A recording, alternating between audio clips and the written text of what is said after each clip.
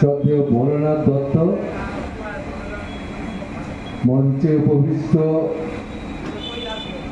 অন্যান্য সমবায়ী বন্ধুরা এবং এই সভায় সমাগত মা বোনেরা এবং বন্ধুগণ,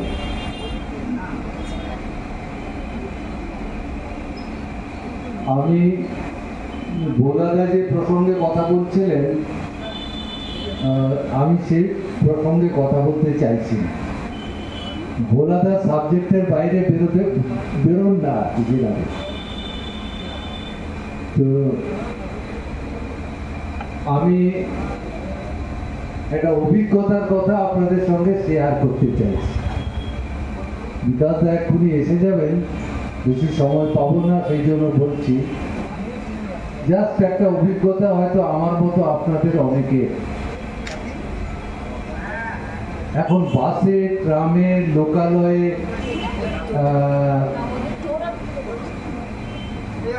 যেখানে আপনি যাবেন, হাসপাতালের আউটডোরে,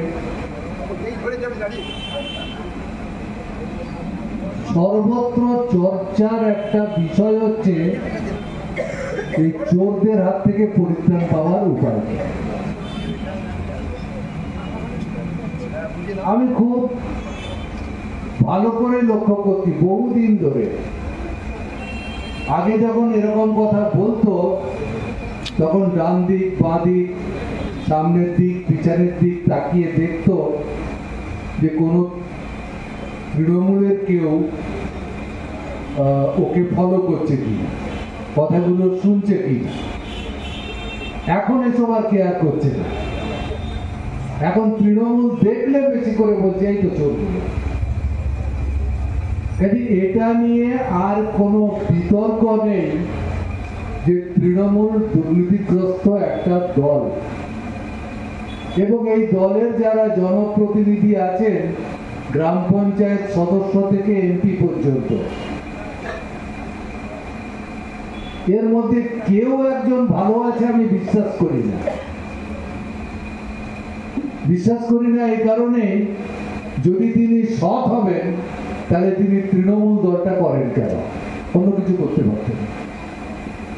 দুটো একসঙ্গে হয় না, সৎ এবং তৃণমূল দুটো একসঙ্গে হয় না।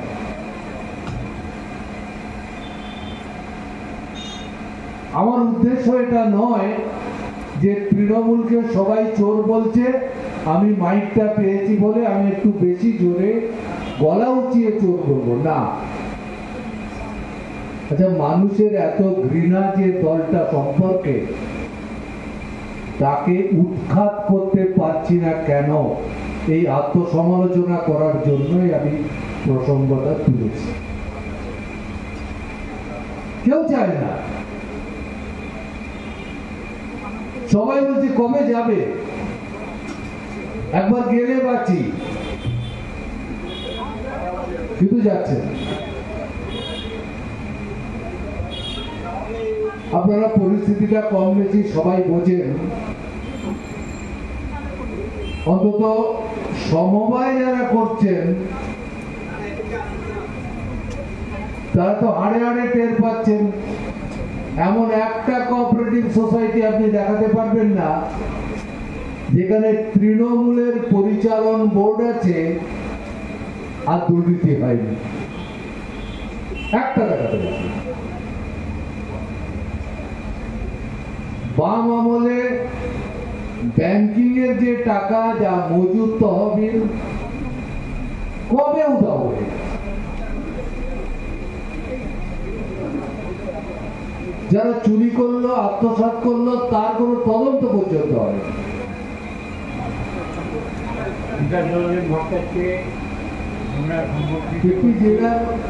কোঅপারেটিভ ব্যাংকে 15 কোটি টাকা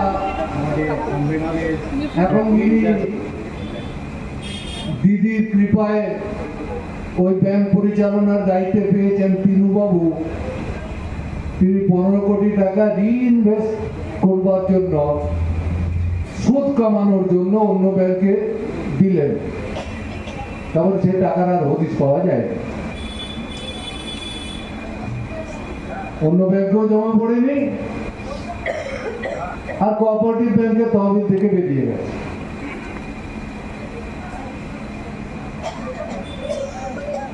সমবায় বাঁচাও মঞ্চের পক্ষ থেকে ডিএমকে বলা হলো,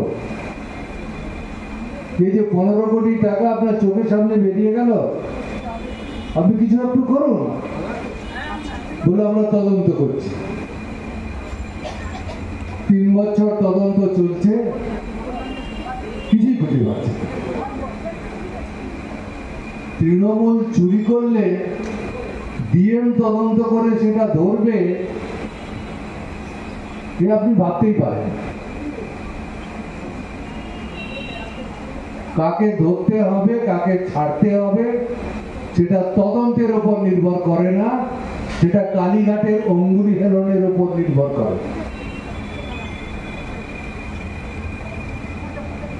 তাহলে সমবায়ে যথেষ্ট চুরি করার জন্যেই তৃণমূলের এই ছোকরারা লাইসেন্স প্রাপ্ত, যেমন খুশি লুটে দিচ্ছে সমবায়। তাহলে সমবায় আন্দোলনের মধ্যেও আমরা যারা আছি, আমাদের মনে হচ্ছে যে সমবায়কে যদি আবার আগের ছন্দে ফিরিয়ে আনতে হয়, তাহলে লুটেরাদের হাত থেকে সমবায়টাকে আগে উদ্ধার করতে হবে। তা নাহলে সমবায়কে নিয়ে স্বপ্ন দেখার কোনো অর্থই হয় না।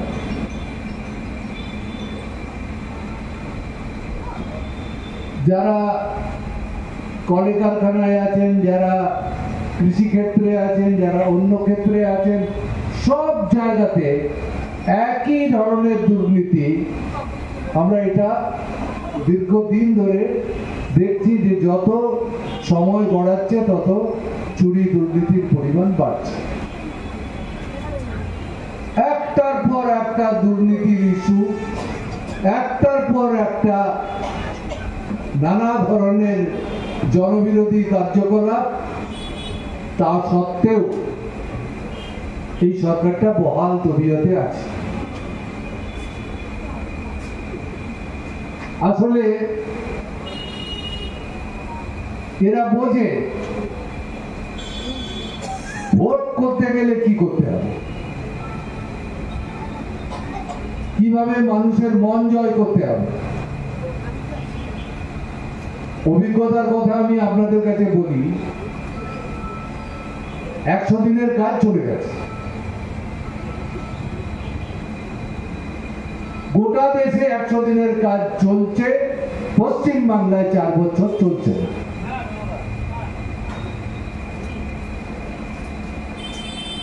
বিজেপির বক্তব্য পশ্চিম বাংলায় চুরি হয়েছে, দুর্নীতি হয়েছে, নির্দেশিকা লঙ্ঘিত হয়েছে। প্রকৃতপক্ষে যারা জব কার্ড হোল্ডার তারা কাজ করে টাকা পায়নি। নানা রকমের দুর্নীতি বেনিয়মের অভিযোগ তুলেছেন, তদন্ত করেছেন, তদন্তে অভিযোগের সত্যতা প্রমাণিত হয়েছে। অতঃপর কি? অতঃপর এফআইআর করতে হবে। সেটাও বলেছে দিল্লি থেকে যে যারা যারা চুরি করেছে তাদের বিরুদ্ধে এফআইআর করো। রাজ্য সরকার এফআইআর করেনি।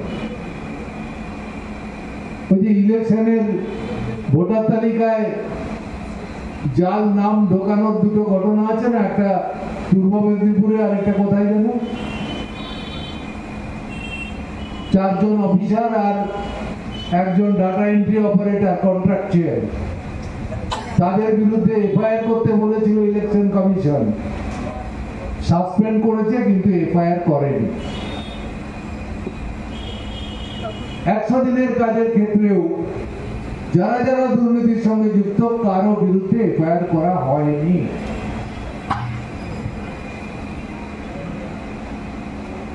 আচ্ছা, এখানেই থেমে থাকবে? বিজেপি বলছে এফআইআর করো, তৃণমূল বলছে করবো না। বিজেপি বলছে চুরির ব্যাপারে আমরা যা যা নির্দেশিকা দিয়েছি সেই ব্যাপারে তুমি কি অ্যাকশন নিয়েছো, অ্যাকশন টেকেন রিপোর্ট পাঠাও, পাঠায়নি। এখানকার সরকার বলছে আমরা কিছু টাকা যারা চুরি করেছিল তাদের কাছ থেকে রিকভারি করেছে, আদায় করেছে। ওরা বলছে রিকভারির টাকাটা সেন্ট্রাল গভর্নমেন্টের ফান্ডে জমা দাও, এরা বলছে না জমা দেব। আমার কাজ চালু করার ব্যাপারে দিল্লির প্রস্তাব হচ্ছে রাজ্য সরকারের হাতে আর টাকা দেব না, কাজ হলে যারা যারা কাজ করলেন মাস্টার রোল আপলোড করে দেওয়া হবে, দিল্লি ওরা দেখে নেবে কারা কারা কাজ করেছে, তাদের অ্যাকাউন্টে টাকা সরাসরি দিল্লি থেকে বেনিফিশিয়ারি অ্যাকাউন্টে চলে যাবে। তৃণমূল বলছে যদি তাই হয়, সরাসরি যদি বেনিফিশিয়ারি অ্যাকাউন্টে দিল্লি থেকে টাকা চলে আসে, তাহলে আমাদের উদ্যোগ নেওয়ার কি দরকার? তাহলে চুপচাপ। আসল ব্যাপারটা কি, এটা রুটি রুজির সমস্যা। যাদের কাজ নেই তাদের খাবার নেই। কাজের দাবিটা এই কারণেই যে দুর্দিনের বাজারে গরিব মানুষ যদি একদিনের কাজ পায় তাহলে 250 টাকা তার বাড়িতে ঢুকবে। বছরে 100 দিন কাজ পেল হলে 25,000 টাকা তার ঘরে ঢুকবে। 4 বছর ধরে ঢুকছে না।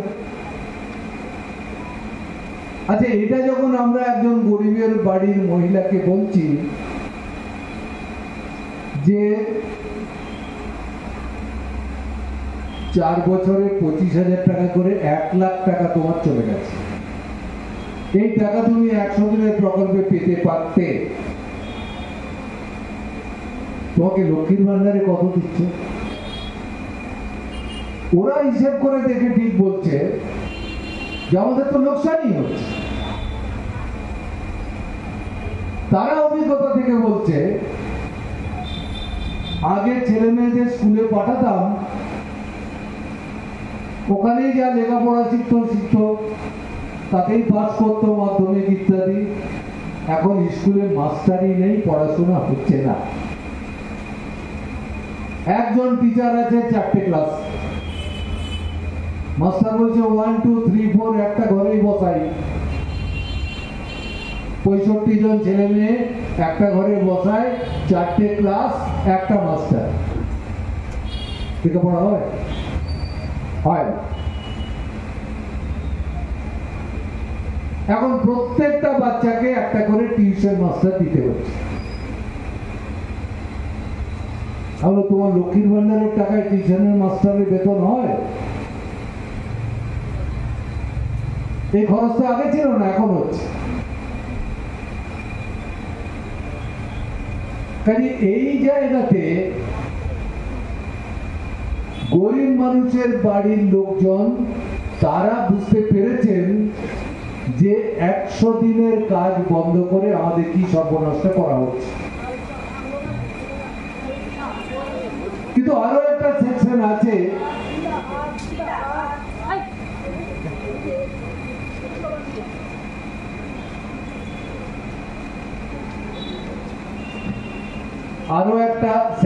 আছে, আমি জানি না এখানে আমার মায়েরা, বোনেরা, দিদিরা অনেকে আছেন, অন্যভাবে নেবেন না। আমি গ্রামের কথা বিশেষ করে বলছি, আমি গ্রামগঞ্জ।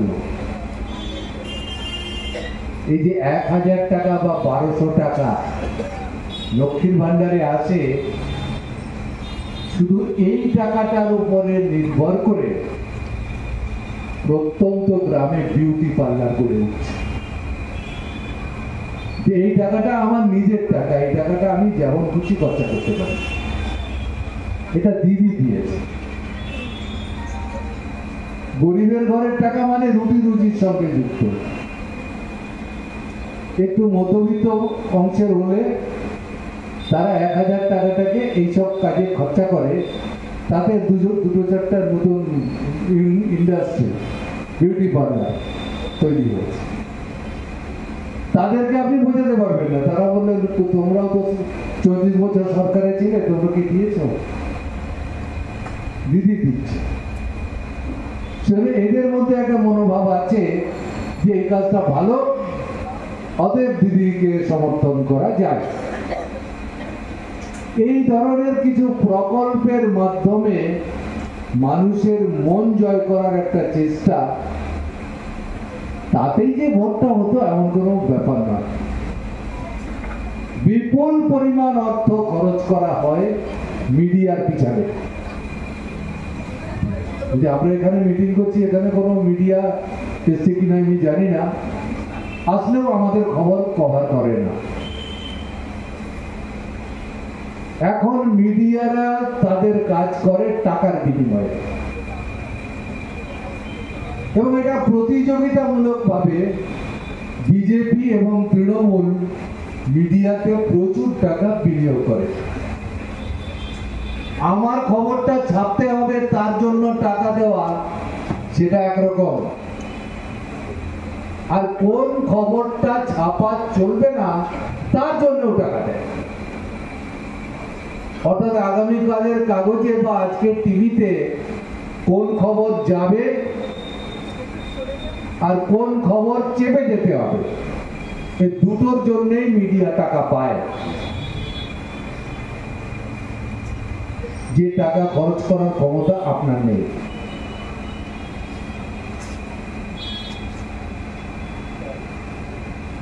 আর আমাদের এখনো পর্যন্ত অনেকেই মনস্থির করেন কোন একটা দল সম্পর্কে, কোন একটা ঘটনা সম্পর্কে তার যে মনোভাব, তার যে ওপিনিয়ন, সেটা তৈরি হয় মিডিয়াতে কি দেখলেন তার উপরে ভিত্তি করে।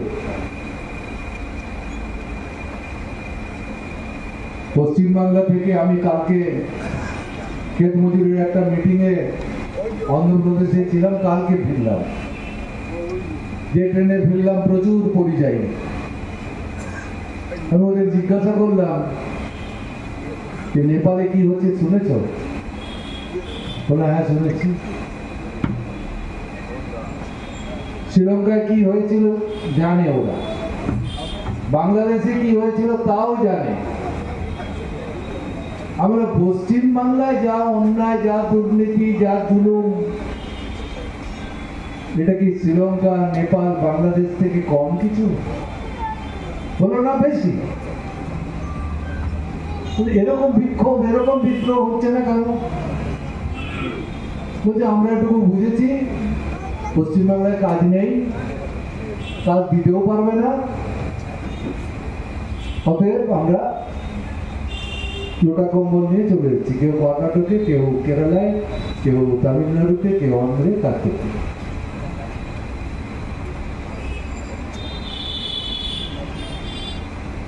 এখন আমি ওদের জিজ্ঞাসা করছিলাম যে তোমরা এরকম লড়তে পারো না,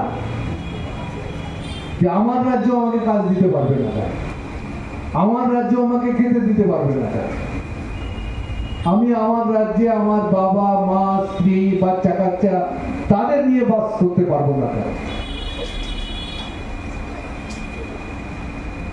তাদের কথাটা হচ্ছে কার বিরুদ্ধে লড়বো? সরকার, পুলিশ, গুন্ডা, মিডিয়া আর বিপুল পরিমাণ টাকা, এই পুরো শক্তিটার বিরুদ্ধে লড়বার ক্ষমতা আমাদের নেই। আমি আপনাদের শুধু এই কথা বলেই শেষ করতে চাই, যাদের বিরুদ্ধে আমাদের লড়াই, তারা নানাভাবে তাদের জাল বিস্তার করে রেখেছে, যেটা আপনার মনোজগতের উপরে কাজ করছে, আপনাকে বিভ্রান্ত করছে, আপনাকে ভীত সন্ত্রস্ত করছে।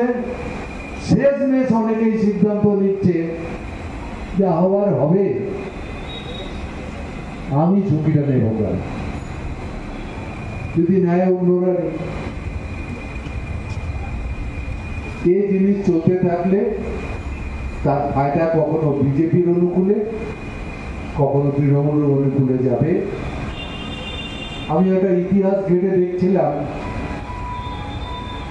যে যে দেশে ভোট হয় পৃথিবীর, সেই দেশগুলোর মধ্যে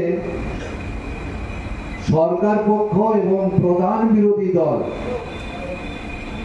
এই দুটো দলের পক্ষে ৮০ থেকে ৮৫% ভোট দুটো দলের পক্ষে। আমাদের পশ্চিমবাংলাতে গত বিধানসভায় ৮৭% ভোট বিজেপি এবং তৃণমূলের মিলে পেয়েছে। আমাদের লোকসভা ভোটে ৮৩% ভোট বিজেপি এবং তৃণমূলে পেয়েছে, সরকার পক্ষ আর প্রধান বিরোধী দল। এরাই যদি ৮৫% ভোট শেয়ার করে নেয়, তাহলে আর অন্য কোনো পার্টির জেতার কোনো সম্ভাবনা থাকে কি? তাহলে এর কোনো যদি ব্যতিক্রম না হয়, তাহলে আপনি কোনোদিন জিতবেন না। আর ব্যতিক্রম যদি না হয়, তাহলে কি করে আপ জিতেছিল, সরকার এসেছিল? কি করে তৃণমূলই বা 11 সালে এসেছিল? ও তো সেকেন্ড পার্টি ছিল না। তেলেগু দেশম কি করে জিতেছিল? ও তো সেকেন্ড পার্টি ছিল না। টিআরএস তেলেঙ্গানাতে কি করে জিতেছিল? ও তো সেকেন্ড পার্টি ছিল না। কখনো কখনো হয়, কিন্তু আমি যে দলগুলোর নাম বললাম, সেই দলগুলো এক বিশেষ পরিস্থিতিতে নবগঠিত দল। এই দলগুলো আগে ইতিহাসে ছিল না। এই দল সদ্য গঠিত হয়েছে এবং তারা নির্বাচনে কেল্লাফতে করেছে। পুরানো দল ফিরে এসেছে এমন দৃষ্টান্ত কম। ত্রিপুরায় কমিউনিস্টরা একবার হেরে যাওয়ার পরে আবার জিতেছিল। কেরালায় প্রতি 5 বছর অন্তর একবার করে হারে, আবার যেত। কিন্তু পশ্চিমবাংলার ইতিহাসটা একটু অন্য। পশ্চিমবাংলায় কংগ্রেসকে সেই 60-এর দশকে 67-69-এ বিদায় করে দিয়েছে, আর কংগ্রেস ফেরেনি। আর আমরা বিদায় হয়েছি 11-তে। তাহলে কি এরকমই চলবে? সেটা নির্ভর করছে আমরা কি ভূমিকা পালন করব। তৃণমূল খারাপ এটা বললে হবে না, বিজেপি সাম্প্রদায়িক এটা বললেও হবে না। আমরা কি বিকল্প মানুষকে দিতে পারি? আমরা কেন এই দুটো দল থেকে আলাদা? আমরা কেন এই দুটো দল থেকে মানুষের পক্ষে একটু বেটার দল, আরেকটু ভালো কাজ করতে পারি? মানুষের মৌলিক চাহিদা পূরণ করার খানিকটা চেষ্টা আমরা বিগত 34 বছরে করেছি, যা গোটা দেশের কাছে পথপ্রদর্শক হয়ে আছে। আমরা সেই একই কাজ করে দেখাতে পারি। এই কমিটমেন্ট, মানুষের বিশ্বাসযোগ্যতার মধ্যে যদি আমরা সম্পৃক্ত করতে পারি সেটাকে, তাহলে নিশ্চিতভাবেই পশ্চিমবাংলাতেও পরিবর্তন হবে, আর সমবায়ও এই রাহুল গ্রাস থেকে মুক্ত হবে। এই বিশ্বাস নিয়ে আপনারা অধীর আগ্রহে বিকাশদার কথা শোনার জন্য অপেক্ষা করছেন। আমি আর আপনাদের মনের উপর অত্যাচার করব না। নমস্কার।